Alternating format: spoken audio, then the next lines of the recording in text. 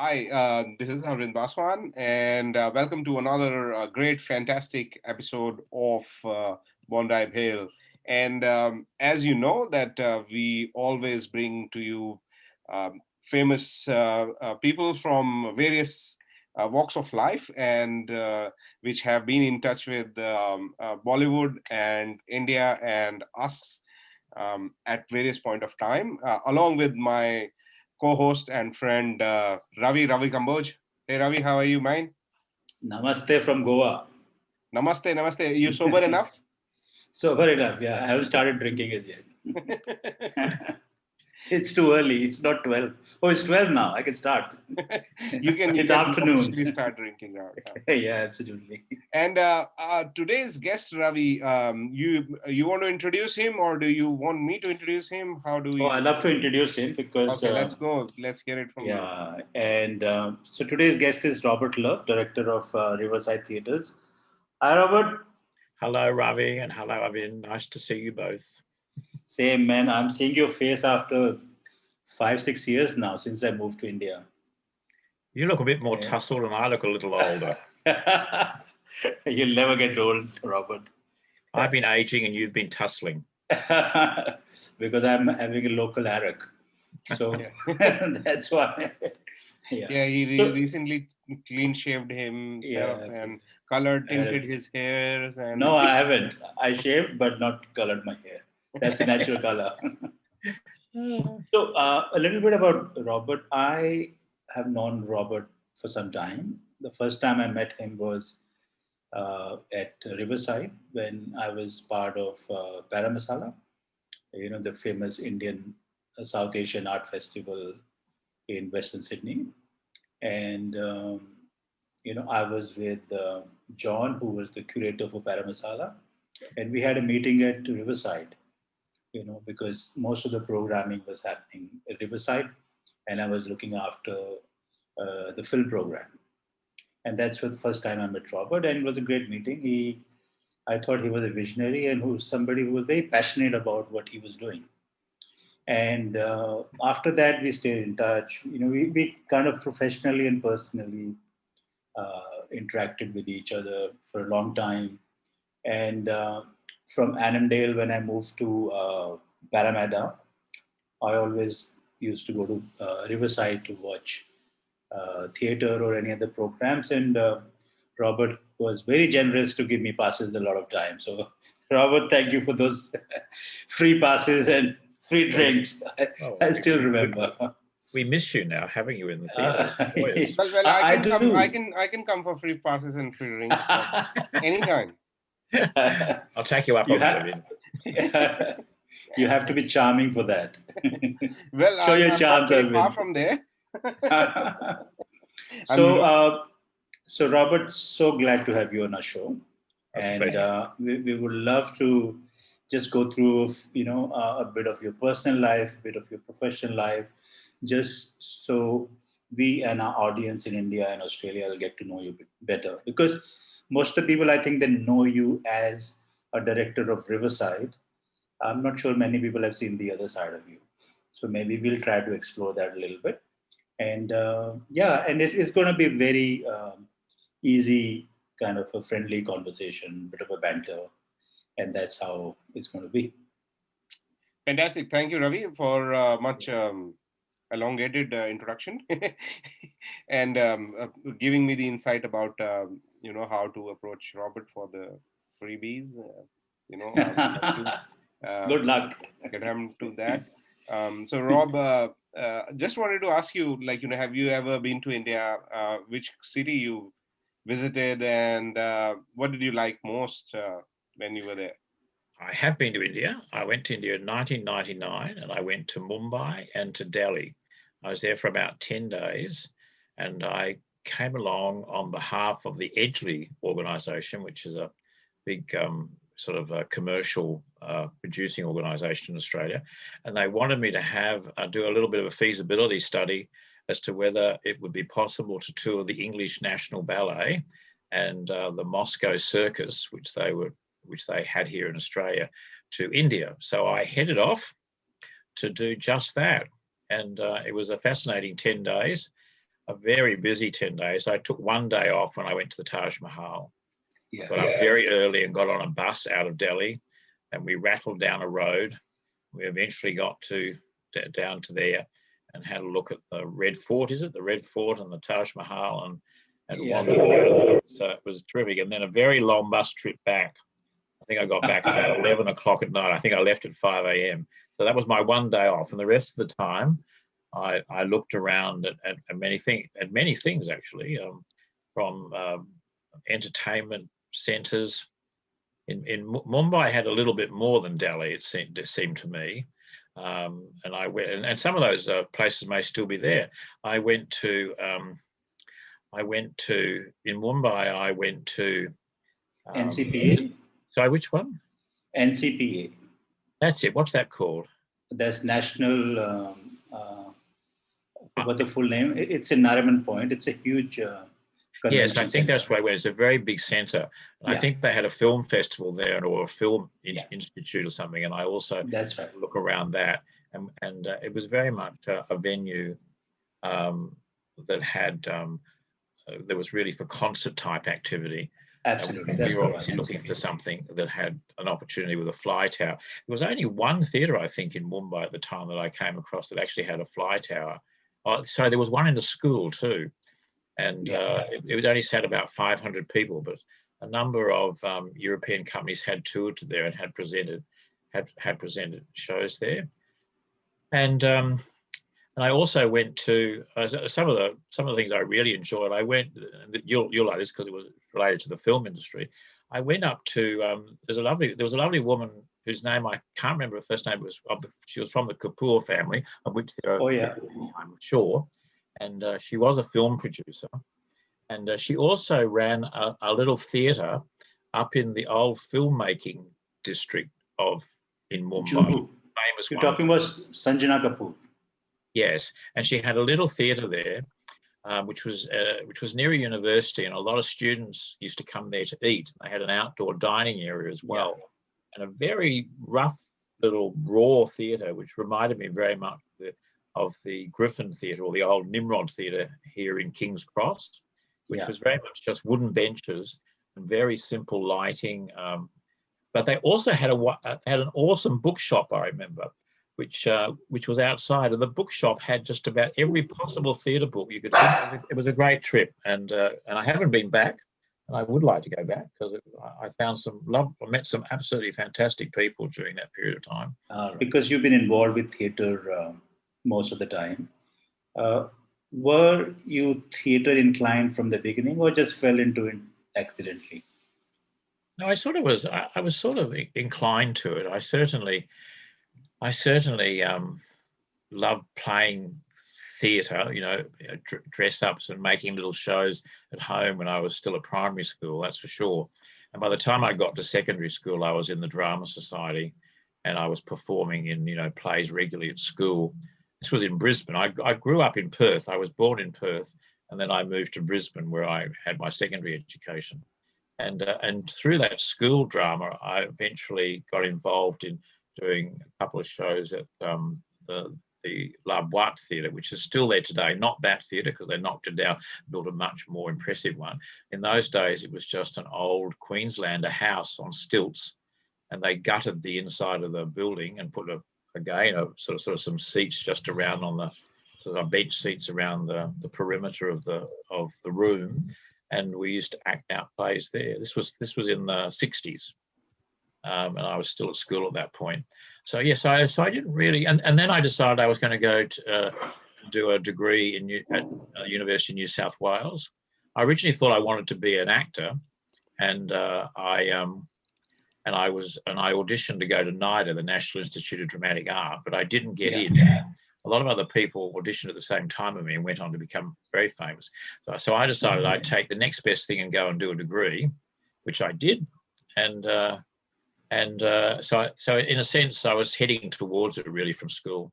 Now, just wanted to ask, if not theatre, what would you have been doing? But I probably would have either ended up a lawyer or a jet fighter pilot. There you are. One was very action oriented, and the other one was very mind intellectually oriented. Take us through your first job. How did you get it? Where and what was the first thing you did in your job? Well, my first non-theatrical job was a chemist delivery boy.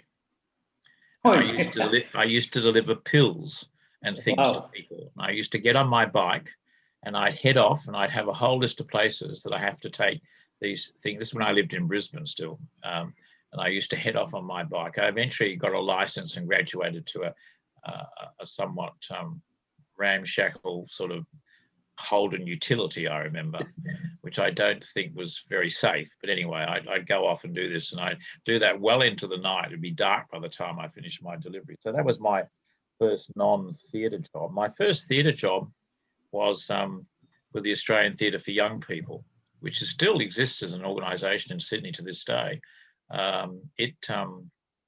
It was based out of the old Tote Theatre Company, which was based out of the University of New South Wales. So it was sort of linked into my university work, and I got a job there as their workshop coordinator. I eventually did a lot. I used to go out and spend a lot of time doing teachers' workshops out in regional New South Wales, out in Forms or Newcastle or Armidale. Robert, your days at you have worked with some amazing places like State Theatre, Seymour Centre, and Sydney Theatre Company before you joined in Riverside. Take us through some of your experience and some of the amazing things you've done at these places before you joined Riverside. Okay. Well, I after I'd had that first theatrical job, I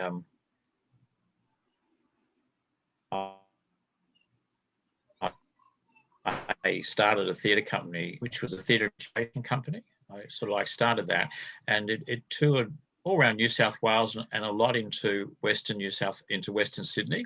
And I guess that's where my first relationship with Western Sydney happened, when we used to get in a car at 5:30 in the morning, a station wagon, and we'd have our little set stuck in the back, and we'd head up Parramatta Road, and then we'd get to a school, and we'd be there as early as the cleaners were, and we'd put our set up, we'd do our performance.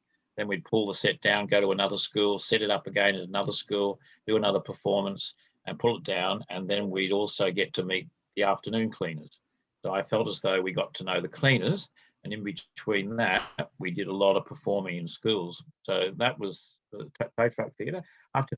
During Tow Truck Theatre, I did a bit of tutoring and lecturing at Newcastle University. And then when I left Tow Truck Theatre after about 5 years, I worked for a contemporary music group called the Seymour Group, which was, and during this period, the Seymour Group was based at the Seymour Centre, and so was Tow Truck Theatre.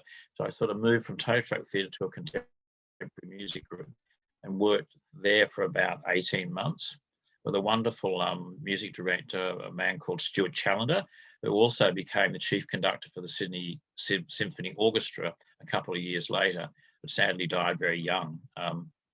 I then went to James Cook University, where I lectured at James Cook University in a drama course up there. Came back from that to the Seymour Centre and was the general manager of the Seymour Centre for 5 years. And during that period, the Nimrod Theatre, that was based where Belvoir Street is now based, Nimrod came across to the Seymour Centre, and I ended up administering that as well as running the Seymour Centre.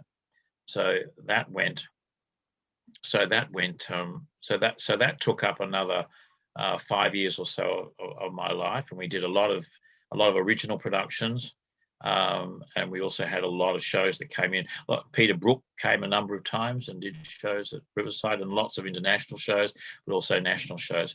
Then I headed off to the State Theatre Company in South Australia, and I ran and managed that company for 5 years. Again, doing a lot of productions there, all original productions, touring a number of them. And then I came back to Sydney to work initially as the special project touring manager for the Sydney Theatre Company. And it was during that period that we started a show called Tap Dogs. And interestingly enough, Tap Dogs actually toured to India. Wow. So it was a tap dancing show. It's still going to this day. It's been cloned many times all through Europe and through the United States and Asia. And but it started initially at the Sydney Theatre Company when I was there, and we toured it during the period I was there, and it toured for a little bit after I left as well through the Sydney Theatre Company, and then was picked up by commercial organisations. So I then became general manager of the Sydney Theatre Company and managed that for a period of time, and then headed off after about 5 years there to Fox Studios, which was when Fox Studios was starting up out of the old showgrounds out at Moore Park, and they were setting up not only the film studios there, but also an entertainment precinct, which included the Hordern Pavilion, the Byron Kennedy Hall, and the Royal Hall of Industries, and the show ring. And of course, the show ring has been used many times since for Cirque du Soleil. I think you mentioned Cirque du Soleil earlier. It was there at Moore Park that the first season in Australia of Cirque du Soleil actually happened. I was there working there at that time.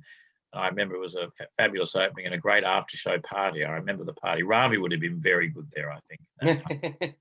Yeah, I think the Cirque du Soleil still happens at Moore Park. Yeah, it does. The same place. Yeah. And just recently they had another show called Magic Mike there, which was a big commercial show again on the show ring. So that's still going, literally 20 years after I left it. So so it's become a sort of a permanent part of the Sydney theatrical landscape. And then after that, someone said there was a job going out at Parramatta at the theatre, which had sort of run into a bit of difficulties in terms of its financial situation. And so I applied for the job and ended up at Riverside Theatres towards the end of 2000. And here I am still there and about to finally leave it. So that in a nutshell has been a sort of and I've been very fortunate because I've managed to work really in the theatre from the time I left university right till now. So you could say I've had a life in the theatre, and a fortunate one at that. Yeah, fantastic. You basically it's a privilege and honor, and you must have seen Riverside Theatre come a long way. So tell us a little bit about how it has changed over time. Well, it only theatres are only as good as the team, and the team's a changing team. And for a while, Ravi was part of that team, which was important at the time. Ravi obviously, helped establish our film program, which in fact we had no film program whatsoever. It was all live performance, and we started up a little thing called Screen Cafe, which Ravi will remember, which was essentially initially started as a documentary series of film screenings, where we looked to get new documentaries and to get the directors and producers and the people in them to come along and actually do Q&As and talk.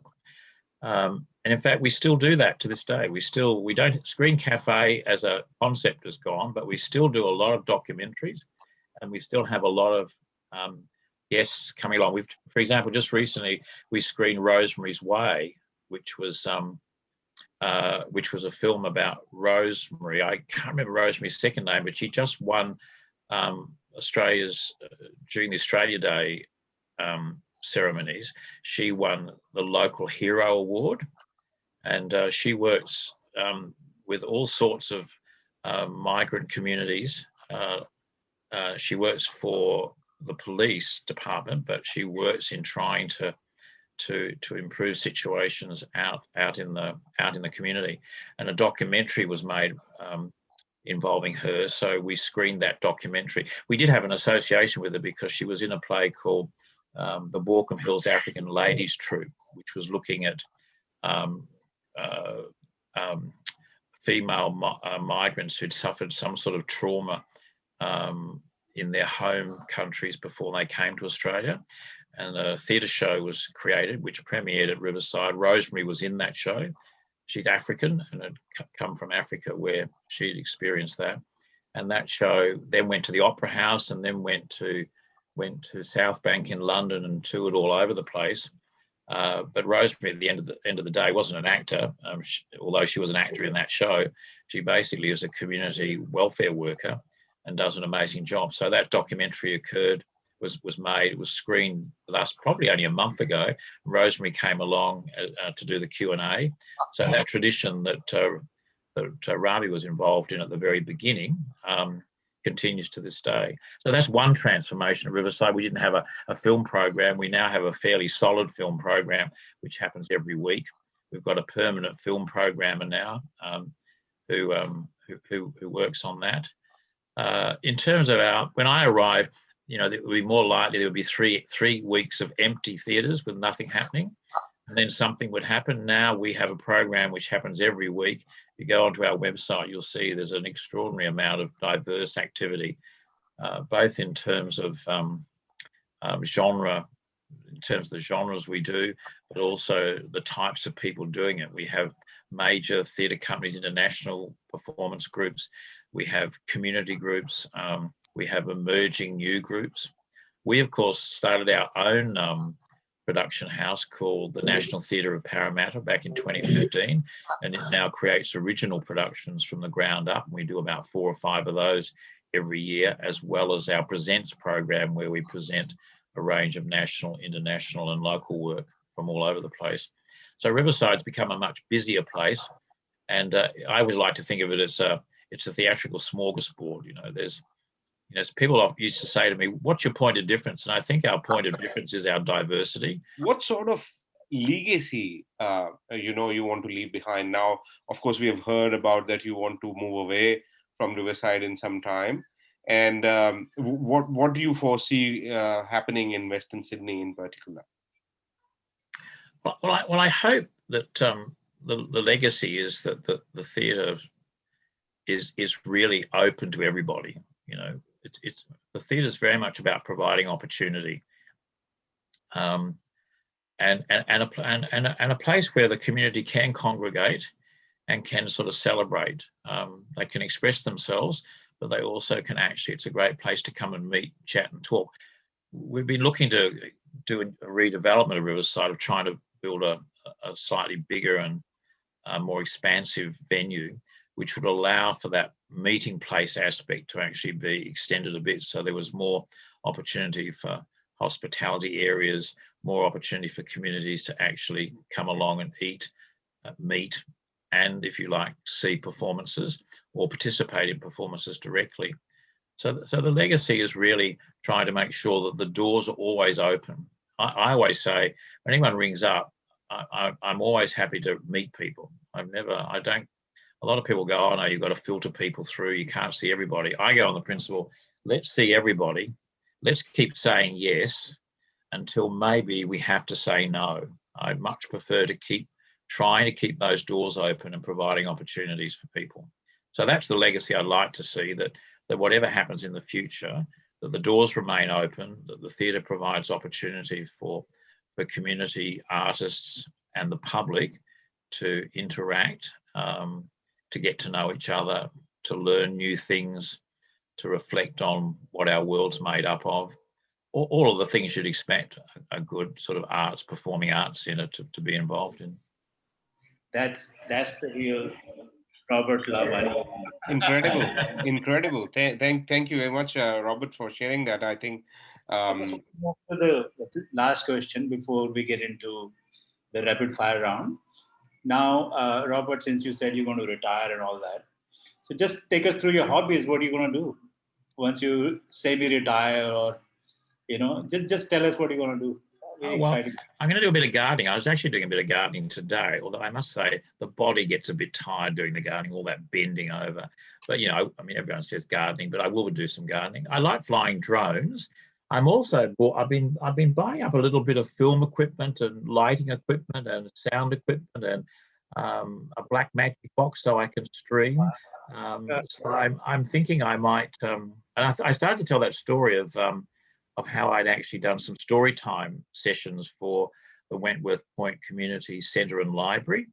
And I enjoyed doing that quite a lot. So I might set up something, story time with Uncle Bob, every Monday and Friday at 10 a.m. Nobody may be watching, but I'll enjoy doing it. Maybe there'll be 2 kids out there listening. So that's one thing. And of course, I've got 2 grandsons now. One's only 2 years old and one's 10 weeks old. So I'm looking forward to spending a bit more time there. Might do a little bit of writing. because I enjoyed that. Might even do a bit of performing, because although I said I wasn't an actor, when I was at Tow Truck Theatre, I used to do a lot of performing. And then when I taught in various universities, I did a bit of acting there as well. So you never know, you might see me on stage yet. We would like to bring this new round into our conversation, which is called rapid fire. Now, Robert, when you're ready for it, your Ready. favorite Indian dish?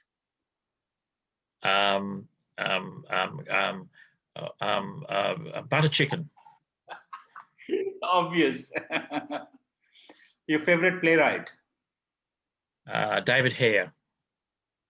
Your favorite play? A Midsummer Night's Dream. Wow, I love that too. Your favorite movie? Australian. Could be any.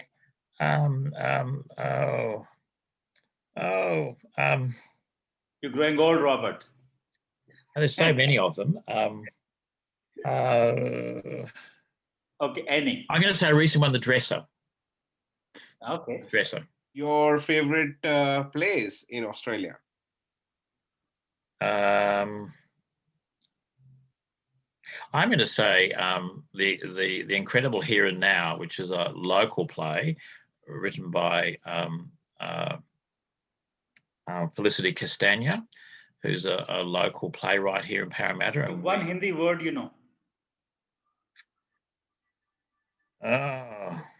None. Good. None.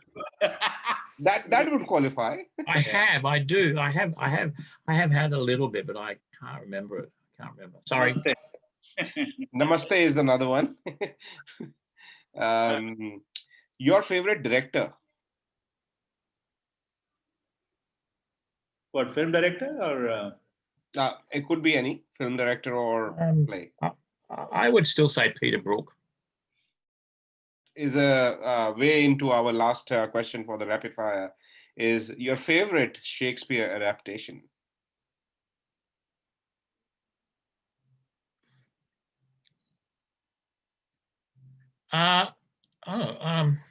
Probably Baz Luhrmann's Romeo and Juliet, but I don't know if that's an adaptation. Yeah. I'll call it an adaptation. Question. Your best moment at Riverside? Probably the launch of the National Theatre of Parramatta. Brings us to the end of our conversation, Robert. Thank you very much for your time, and it was lovely meeting you. And I would love to come over and meet you in person as well. Thank you so much. It was so lovely to see you after such a long time. Yeah, well, we've got to get you back to Australia. Might be a bit difficult for a couple of years, but as soon as it's okay, you should come back and start that Sydney Film Festival, Indian Film Festival. Absolutely, absolutely.